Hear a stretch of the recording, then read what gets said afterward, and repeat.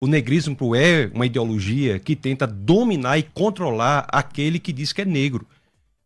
Ainda mais num país como o nosso, que é mestiço.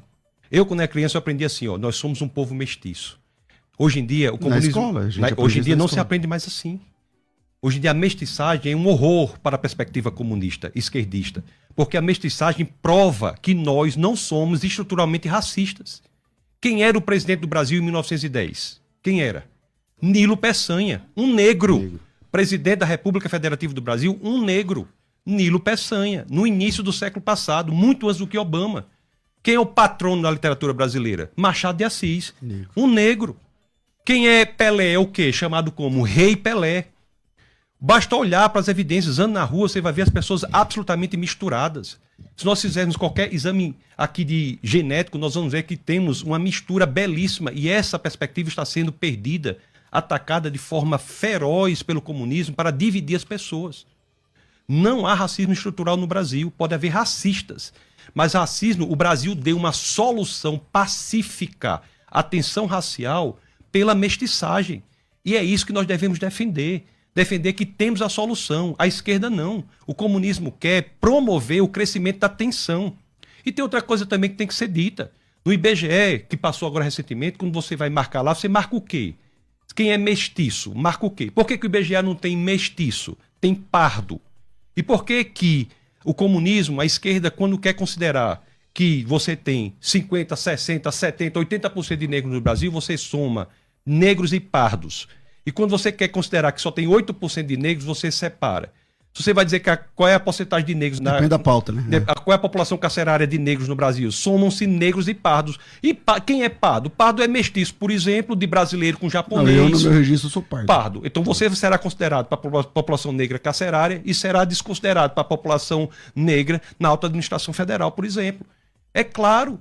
Vá para o Brasil profundo, vá para o Brasil real, vá lá no sertão do Nordeste, vê se tem essa pauta negrista, racista, feminista, indigenista. O Brasil real não tem isso, o Brasil verdadeiro não tem isso. Isso é neocolonização ideológica para dominar o povo.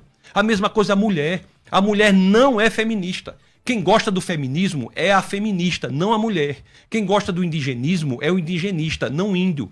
Quem gosta do negrismo é o negrista, não o negro. Porque essas pessoas são escravizadas por esses movimentos ideológicos.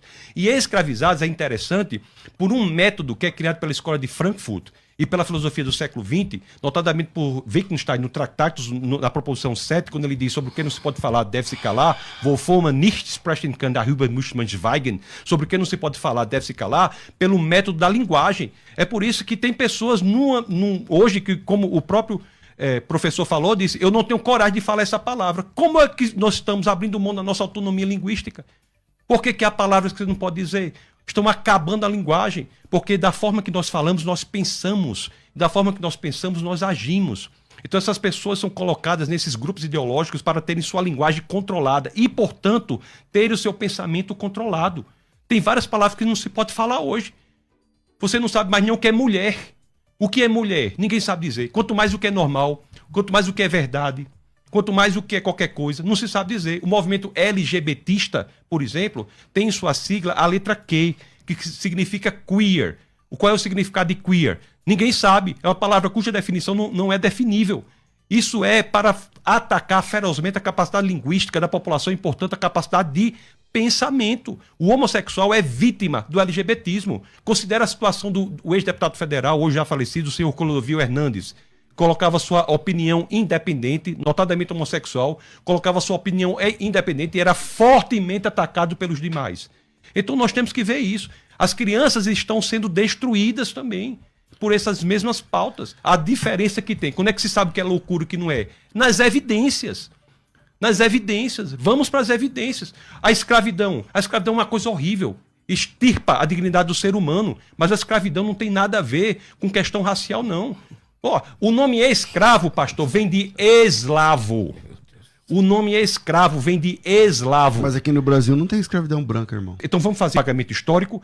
Os piratas do norte da África. Eu vou passar o tempo. Deixa eu só tempo aqui. Os piratas da Berbéria, do norte da África, escravizavam portugueses do século XV ao XVIII, os portugueses que vieram para o Brasil. Então vamos fazer o regresso histórico. Vamos agora... Mas aqui no Brasil não tinha escravo. Não foram os portugueses que fizeram? Não é a regressão histórica? Então vamos buscar agora dos portugueses que foram escravizados pelos piratas da Berbéria do norte da África. Vamos cobrar lá dos muçulmanos do norte da África essa compensação histórica. Então vamos lá, Pastor Paulo.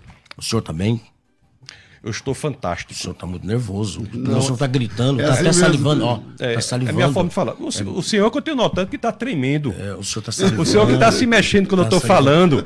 O senhor que eu estou vendo que só parou e deu uma risadinha falsa para bater a foto. Foi isso que eu vi. É tanta coisa assim. Mas vamos lá. Foi isso que eu vi. O senhor que eu estou achando. Sem questão pessoal, vamos lá. Estou vendo sua mão tremendo aí, ó. Bora, vamos lá, sem questão pessoal. Eu tô calmo, pois é. Se for pra esse lado, a gente vai também.